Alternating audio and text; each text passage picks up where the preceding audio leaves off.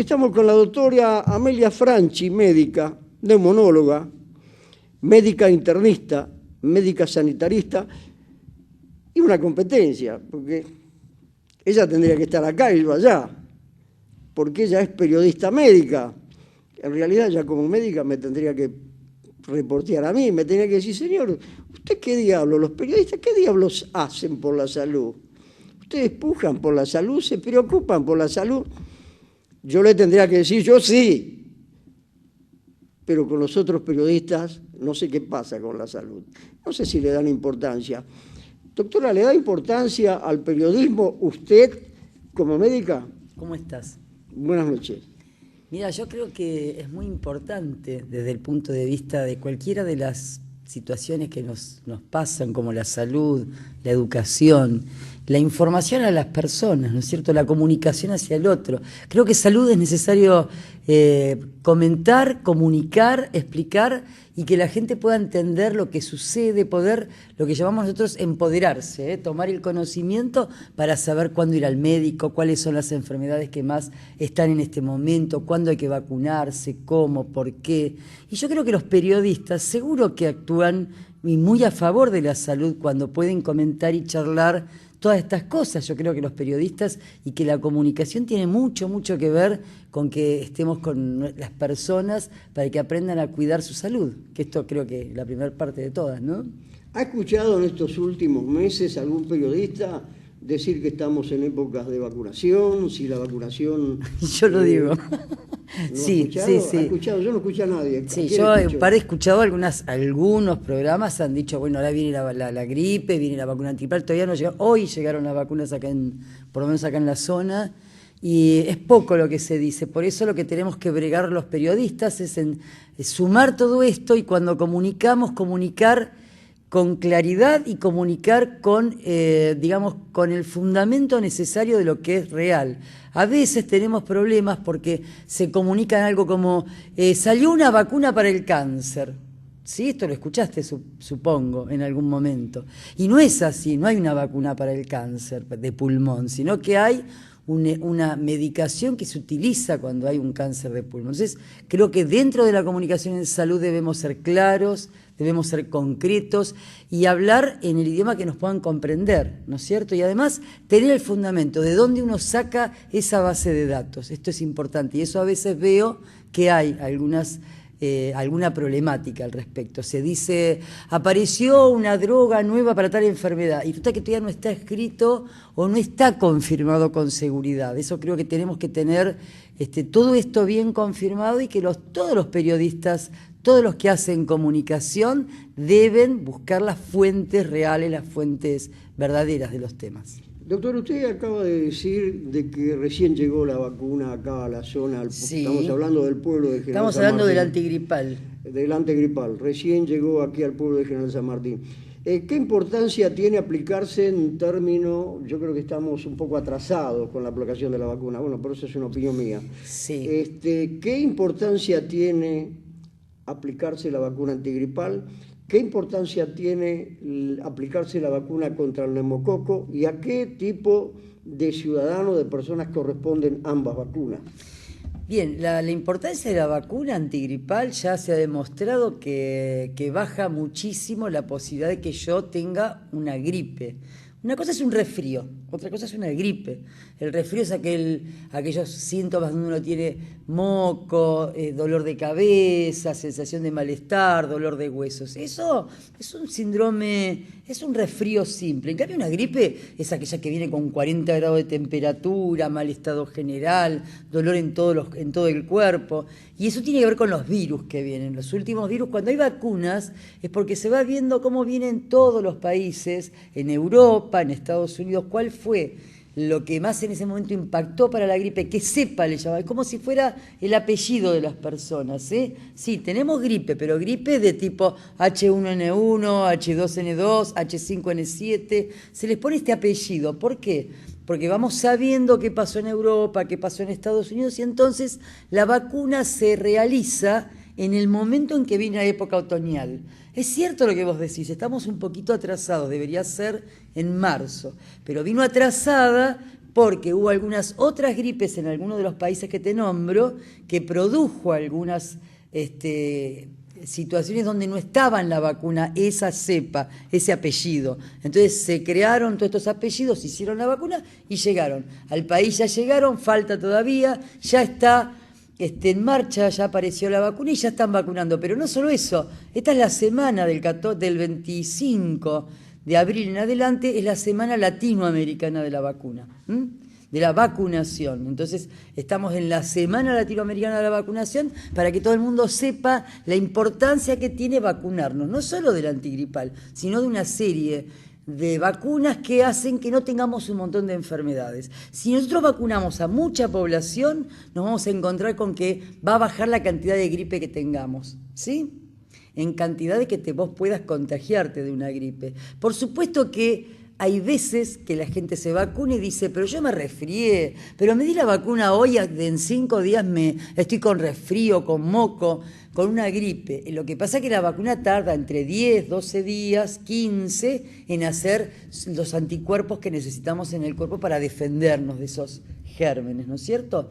La vacuna antigripal está indicada. Y básicamente hablamos mucho de las puérperas ahora. Oficialmente hay 16 vacunas, ¿sí? Las puérperas, que son las mamás que apenas tuvieron bebés, deberían estar ya oficialmente vacunarse antes de irse de alta. Si no se dieron la antigripal durante el embarazo, irse con la antigripal, irse con una vacuna que hace que no le contagie al bebé de la coqueluche, o de la tos convulsa, que vos viste que hubo bastantes casos en Argentina el año pasado. Y entonces con esto tratamos de evitarlo. ¿Quién se tiene que vacunar? Los bebés no, pero sí las mamás que tienen bebés hasta 6 meses. Tienen que vacunarse todas las personas más grandes de 65 años, todas, porque como tienen algunas enfermedades crónicas y por la edad, es muy importante que se cubran. Tienen que vacunarse aquellas personas entre los 6 meses y los 65 años que tengan enfermedades que te bajen la inmunidad, que te bajen tu situación de persona fuerte, sana y que tenés más defensas para los gérmenes que están alrededor. ¿Y quiénes son esas personas? Las que tienen diabetes, que es una enfermedad crónica que produce una baja de defensas en el organismo, los que llamamos EPOC, vos sabés que llamamos EPOC a las enfermedades pulmonares obstructivas, que son mucho producto de los que fuman, de los fumadores, y que entonces tienen en su pulmón bajas defensas, como los pequeños pelitos que recubren el bronquio, hace que entonces no tengan tantas defensas y todos los gérmenes vayan a parar ahí. Por eso los pacientes con enfermedades crónicas del pulmón están siempre con tanta tos, tan resfriados. Así que está muy indicado en diabéticos, EPOC, en los asmáticos. En los asmáticos también se vacuna. Y todas aquellas enfermedades que tengan que ver con situaciones difíciles en el cuerpo, como por ejemplo pacientes que tengan cáncer, pacientes que tengan disminuida su inmunidad, ¿no es cierto? Hablamos de esto cuando la persona no es sana. ¿Y quién más? La antineumocóxica, me preguntaste. Sí, pero me queda en este mismo tema un par de preguntas. ¿Deben también seguramente vacunarse los maestros, las personas que tienen contacto con niños? Se llaman a los agentes de salud. Los agentes de salud. Es obligatorio. En los agentes de salud es obligatoria la vacuna antigripal, la hepatitis B.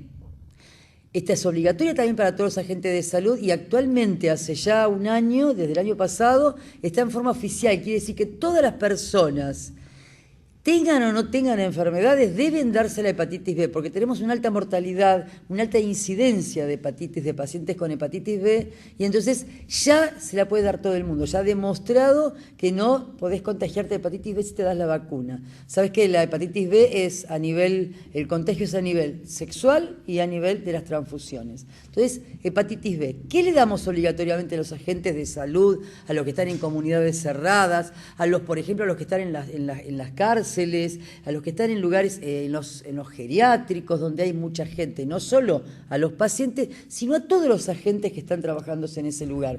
Enfermera, mucama, cocineros, médicos, absolutamente todos. Con el agregado que a los médicos que están cerca de bebés, en neonatología, en terapia pediátrica, deban darse la triple bacteriana acelular, que es la que ayuda a que no contagien o no pasen la tos convulsa en los chiquitos.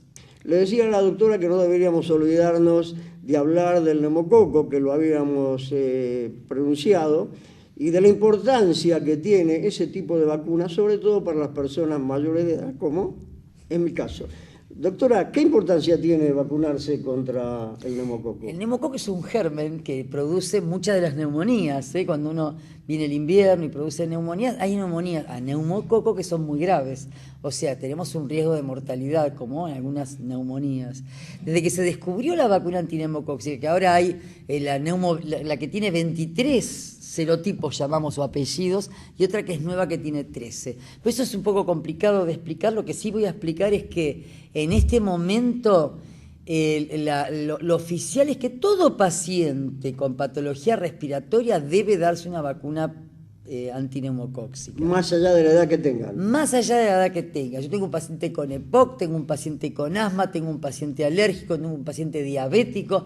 Tiene determinadas situaciones. ¿Excedidos de peso también se puede Los incluir? obesos, tenemos distintos tipos de obesos. Los obesos mórbidos, que exceden un número importante de peso, también son personas de alto riesgo. La obesidad también está considerada como un riesgo, a tal punto que la diabetes es una de las primeras enfermedades que toman los obesos porque no les alcanza el cuerpo para sacar toda esa glucosa que es el azúcar. Entonces, ¿qué sucede con la obesidad? La obesidad termina, los pacientes, siendo la mayoría de ellos, si no se cuidan en este sentido, pueden ser diabéticos. Dicen que dentro de 20 años, si seguimos con pacientes obesos, vamos a tener una endemia o epidemia de diabéticos. Ustedes saben que la diabetes después te lleva a una insuficiencia de los problemas renales, te puede llevar a un montón de patologías que tienen que ver con los órganos del cuerpo. Por eso tenemos que, lo que decimos es prevenir promocionando la salud. Primero tenemos que agarrar a la persona sana para contarles esto.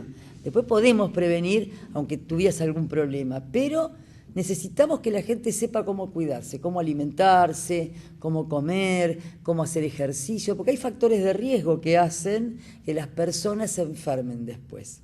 Pero es otro tema, te termino de contar de antineumocóxica, que está también para los mayores de 65. Una sola vez. Todo el mundo dice, cada 5 años hay que dar antineumocóxica. No, es una sola vez, salvo que tengas problemas muy serios entre que te diste una vacuna y que pasaron 5 años, como por ejemplo que te saquen el vaso, que es un órgano del cuerpo, y entonces quedás con muy bajas defensas, o que tengas un tumor y estés en tratamiento, entonces uno diga, no, me voy a dar la antineumocóxica de vuelta en segunda instancia. Si no, en general es una vez en la vida hasta los 65 y después de los 65. Ha bajado mucho la cantidad de neumonías a neumococos. Igual que ahora se puso oficial la de la meningitis para los chicos. Doctora, la vacuna antigripal y la del neumococo, ¿es gratuita? ¿Dónde se están dando? La vacuna antigripal, con todas lo que yo dije oficialmente, es para las personas mayores de 60. Todo lo que yo nombré es totalmente gratuita en todos los centros de salud y en todos los hospitales del país. ¿Y en el caso de la vacuna en el caso de antigripal, que sea mayores de 6 meses y menores de 65, deben presentarse con una nota del médico que diga paciente con asma. Entonces va al centro y lo vacunan gratuitamente. El que no tiene ninguna enfermedad y no está indicada, no estaría indicada en forma oficial, sino que debería munirse de sus dineros para... Pero no, en general la gente que se da la vacuna es totalmente gratuita y se da en todos los centros. ¿La vacuna contra el neumococo también es gratuita y se da en todos los centros? La vacuna contra el neumococo, si tenemos las personas que yo dije que las necesitan, también se dan en forma gratuita.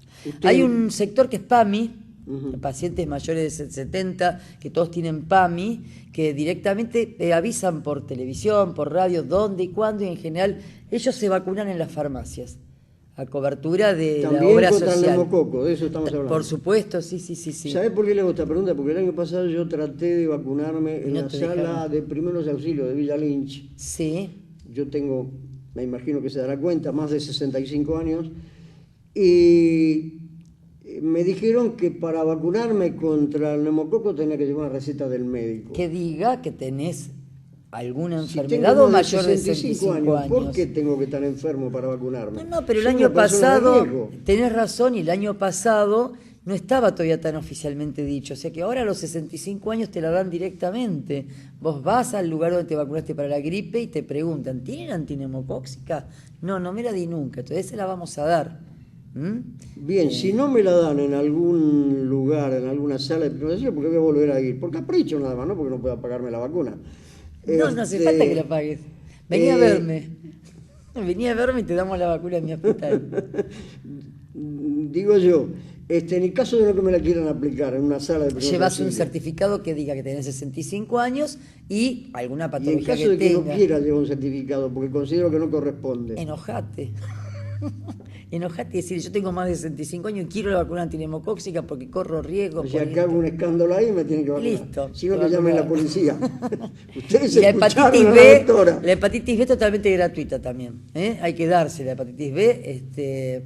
Eso no quita que crean que porque se da la hepatitis B no haya que cuidarse de las relaciones sexuales, porque hay otras enfermedades que se pueden contagiar, por eso hay que tener cuidado de los métodos que se utilizan para el cuidado. Pero eso es otro tema. Nos quedan 2 minutitos, doctora. ¿Qué le puede aconsejar al ciudadano común, aquellos que viajan en el colectivo y tienen que tolerar que un ciudadano,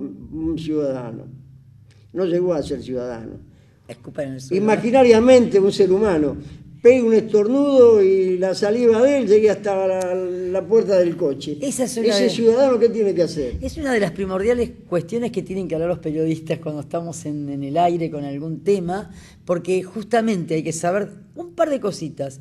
Que el lavado de manos, cuando uno vuelve a su casa, que estuvo en el subte, en el colectivo, en el tren, el lavado de manos en la escuela, cuando hablan de la escuela, saca el 90% de todos los gérmenes que están dando vuelta. Por lo tanto, el lavado de manos es primordial.